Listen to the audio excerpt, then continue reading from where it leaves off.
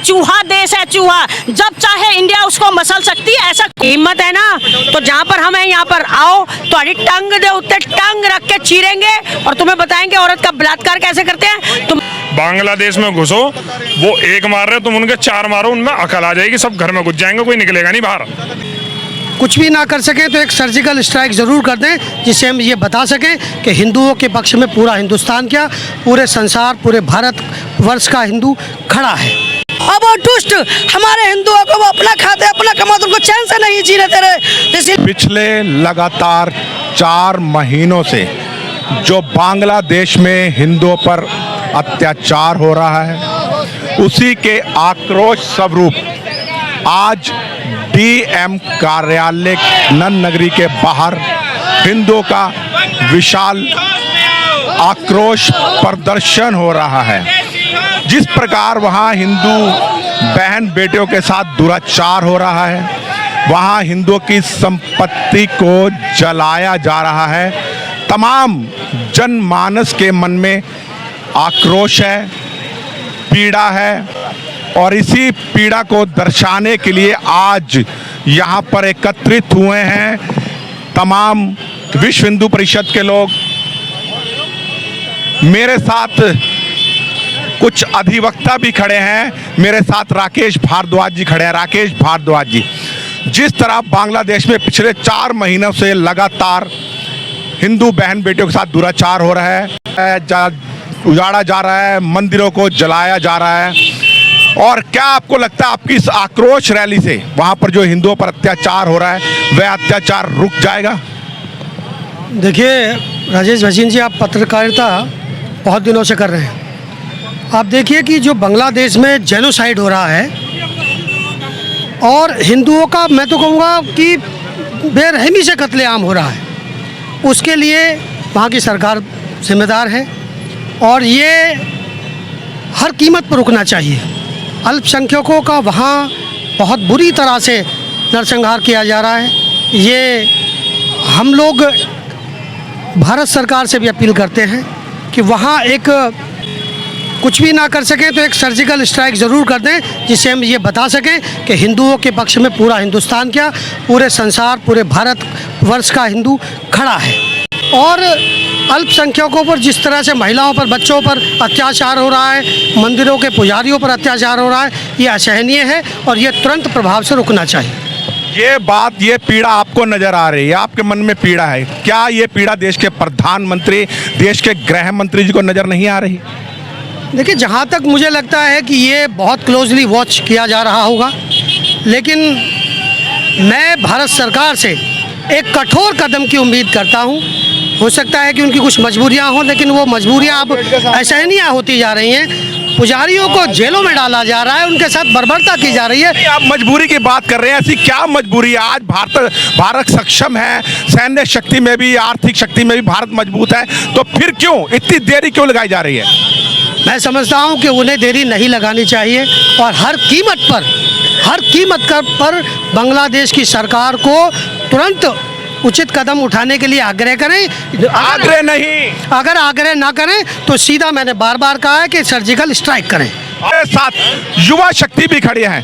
मैं आपसे पूछना चाहता हूं, आज भारत सरकार विश्व की 4थे नंबर की सैन्य शक्ति में सबसे मजबूत है, आर्थिक पावर भी 5वें नंबर पे, फिर क्यों इतना डिले हो रहा है वहां पर कार्रवाई करने में? डिले इसलिए हो रहा है, हनुमान जी अपनी जैसे शक्तियां भूल गए थे ना, ऐसे भारत सरकार अपनी शक्तियां भूल रही है। उनको उनकी शक्तियां हिंदू समाज ही याद दिलाएगा कि तुम्हारी शक्तियां क्या हैं। बांग्लादेश में घुसो, वो एक मार रहे तुम उनके 4 मारो, उनमें अकल आ जाएगी, सब घर में घुस जाएंगे, कोई निकलेगा नहीं बाहर। आप कह रहे हैं शक्तियां भूले हुए हैं। हमारे देश के प्रधानमंत्री कहते हैं मेरा 56 इंच का सीना है, लेकिन इस परिस्थिति को देखते हुए लगता है कि 56 नहीं, सुकड़कर 6 इंच का रह गया है। अब 6 इंच का, जैसे उनका सीना 56 इंच का थे, वो 56 इंच का सीना वो कहते हैं अपने मुंह से, लेकिन वो दिखेगा कैसे समाज को? बोलने से कुछ थोड़ी होता है। आपको सड़क पे उतर के बांग्लादेश में अपनी फौज को उतार के उनका इलाज कराना पड़ेगा, तभी आपका पता लगेगा समाज को कि तुम्हारा 56 इंच का सीना है। हिंदू अब जग रहा है और ऐसे ही जगता रहेगा। आप देख रहे हो आज कितनी बड़ी संख्या में उद्घोष हुआ है और ऐसे उद्घोष आगे भी होता रहेगा। और भाई भारत सरकार अपनी तैयारी पूरी कर चुकी है और आगे युद्ध कब हो जाए कुछ नहीं पता, कब बांग्लादेशी मरने को कटने को तैयार हो जाएंगे कुछ नहीं पता। आप कह रहे हैं कि भारत सरकार जग चुकी है, आपके घर में आग लगी हुई है और फायर ब्रिगेड बुझाने आएगी 4 दिन बाद, आपका ये तात्पर्य है? आग लगी है तो हम बुझाने के लिए आ गए हैं और आग ऐसे आग तो 4 महीने से लगी हुई है वहां पर। 4 महीने से आग लगी हुई है तो हम आज बुझाने के लिए तत्पर खड़े हो गए और आज पूरा हिंदू समाज उस आग को बुझाने के लिए खड़ा हो गया और आज से आग बुझाने का कार्य शुरू हो गया है और अगले 10 दिन के अंदर ये आग बुझ के रहेगी और जहां पर आग लगी हुई है वहां पानी का पानी होगा। चलिए देखते हैं आपकी बातों को। आप कह रहे हैं आग बुझ जाएगी और मेरे साथ मातृ शक्ति भी खड़ी है, वहां पर महिलाओं के साथ बहुत दुराचार हो रहा है, अत्याचार होता है। आपके मन में कितनी पीड़ा है उनके लिए? हमारे मन में बहुत पीड़ा होती है कि मानवता की कद्र नहीं करते और नारियों पर महिलाओं पर अत्याचार करते हैं। उन्हें शर्म आनी चाहिए क्योंकि नारी कभी कमजोर नहीं है और जो जहाँ संख्या में नहीं है वहाँ पे अत्याचार कर रहे हो और ये भारत की मुँह पे तुम फल फूल रहे हो, तो उन्हें समझना चाहिए बांग्लादेशियों को।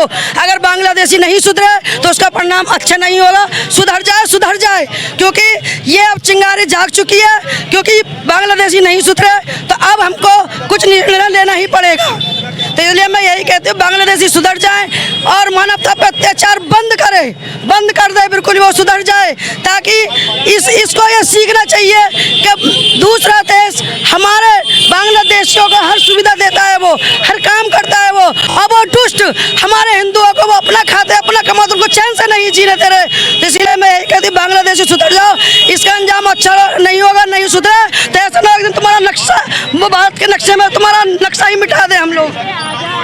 और जो ये बांग्लादेश में हमारी बहनों की इज्जत लूट रहे हैं, इनको कितनी गालियां दे उतनी कम है, हम दे नहीं सकते क्योंकि हम हिंदू लोग हैं। इनको शर्म आनी चाहिए। हिम्मत है ना तो जहाँ पर हम हैं यहाँ पर आओ, तुम्हारी टंग दे उत्ते टंग रख के चीरेंगे और तुम्हें बताएंगे औरत का बलात्कार कैसे करते हैं। तुम्हारे को भी एक औरत ने जन्म दिया है, उसका बलात्कार कर लो। वैसे तो तुम इतने बेशर्म हो, तुम अपनी माँ भी नहीं छोड़ते, अपनी बहन भी नहीं छोड़ते, लेकिन तुम्हें हमारी हिंदू औरतों के ऊपर आंख उठाने से पहले सोचना होगा।